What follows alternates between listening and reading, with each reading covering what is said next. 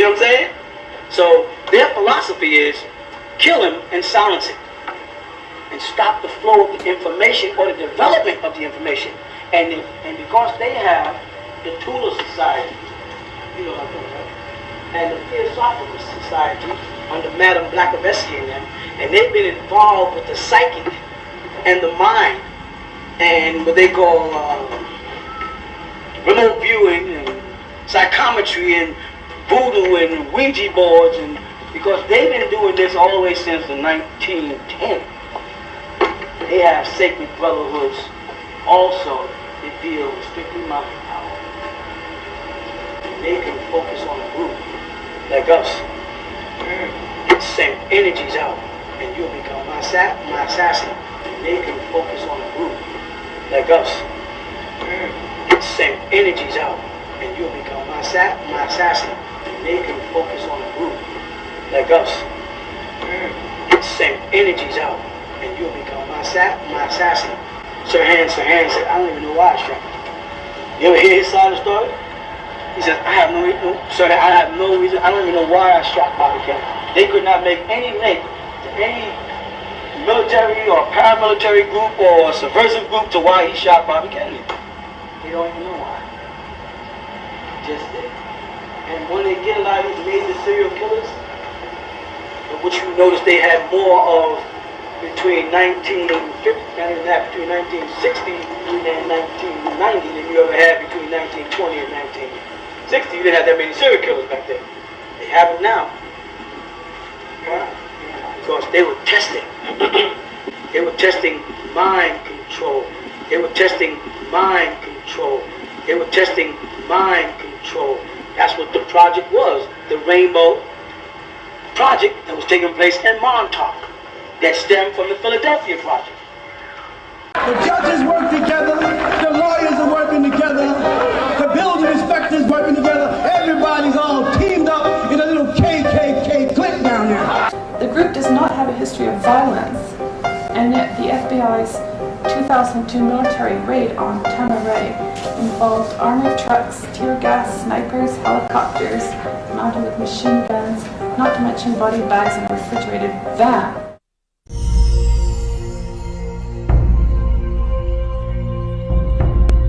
On May 8th, 2002, the Nubians' land was raided by 300 federal and state law enforcement agents. The people who were present during the raid on the Nubians' land were women, children, and a very few number of men. The agents held guns to the children's heads while screaming foul language and threatening to kill them. All of this has had an effect on the children, even unto this day. But so I see vans coming down, and Mona was like, she was happy, couldn't get more dinner. And I had asked her, what was that? And I told her to look at it. And she said, get down. And I was like, why? She said, just get down. So we was all ducking down and getting how scared we was. Some kids were very scared. They was like, oh, Sean died already. Oh, they was patting us down as we left the door too. They patted us down. They had the man was by the side with the infrared on you as you walking down the stairs. You can see it as you walking down the stairs on your shirt. And I know I reached to grab my shoes, and the guy was like, don't move some movements. I was like, all right, so I was going down. We had to walk in. Some people had no shirts on. They didn't let us grab our shirts, our shoes, nothing. They was patting us down and everything. And their mother was telling them about people coming up with the guns. First thing I thought was two people with guns right when we come out the door, they're about to shoot us. But it was different. It was better than that. My mother went to the door and she yelled out, the door is locked. And they said, open the door. So my mother unlocked the door and she opened the door. When she opened it, they was pointing the gun right at my head. And they told me I was like mostly the youngest. I was only the only boy in there. So they told me while I was walking down the stairs, they was checking my pockets. When I got out that house, people had guns pointed at us, checking our pockets and stuff. Like we have something, checking babies' pockets. Who would give their son a gun? People would have to go use the bathroom. They walked to the bathroom watching them with a gun. inspecting them to use the toilet, and they didn't. So they said, never mind, I don't have to use the toilet, because they was going to sit there and watch them. And that's when we followed back in the living room. We asked to get our shoes. Somebody had to get some medicine, and then they wouldn't let them. And that's when, because somebody had a heart murmur, and it was like shaking real bad, so they had to get the medicine, but they didn't let them. And that's when they said they needed it real bad. So they had to walk them all the way in there. Hardly could walk and get their medicine, and then they had to drink it with no water. They didn't let them get no water. And we had to walk barefooted on the hot concrete, and they was eating our food, using our dishcloths to wipe their sweat and stuff like that. And they all put us in the temple. They was explaining what was going on. Sisters was asking questions. Those told them to shut up with the guns in their faces. One by one, it was 6 of them, I think. Each of them they had like a semi-automatic or automatic, one or two. But that's what they had, and some of them had was pointed at us, and some of them wasn't. I just saw look like cops. At first I thought it was cops, and they had and I just saw them pointing guns as brothers in their hand, and a whole bunch of brothers putting their hands up and stuff. They got on the ground, and then I ran. I was like, yo, look, they got the brothers in their handcuffs and stuff. You know, and everybody else came through the windows. One of the boys was out. He came up to us and said, "Hey, y'all, you know there's some people that got the brothers with their hands up." At first I thought he was joking, so I was like, why are you joking for? And he said, no, I'm not joking. And I realized that he wasn't joking about how serious his face was. So I went and took a look out the window. When I looked out there, I seen like four FBI cars riding up the hill. I had hid under the bed, and I was scared. I felt like I was about to die. And then that's when they bust open our room door, and they was telling us to get, it was me, Lizzie under one bed, and the other bed next to ours was Lori and Eli under the other bed. They told us to get from under the bed before they blow our brains out of our head. And that's when I was scared. So I got up slowly. Haig was telling us to get up slowly, put our hands in the air. They had the guns in our backs and in our heads, and I was shaking real bad. I was real scared. We was getting our Bibles out to pray and stuff, and they snatched the Bibles out of our hands. Some people cried how hard they snatched it out their hands. Then they pointed guns up to babies' hands and heads and stuff. The next one, I didn't see one handgun in that thing. I seen all shotguns and stuff like that. I didn't see one little sniper little thing. It was big guns. They did it to my sister, and my sister was about like 2 years old or something.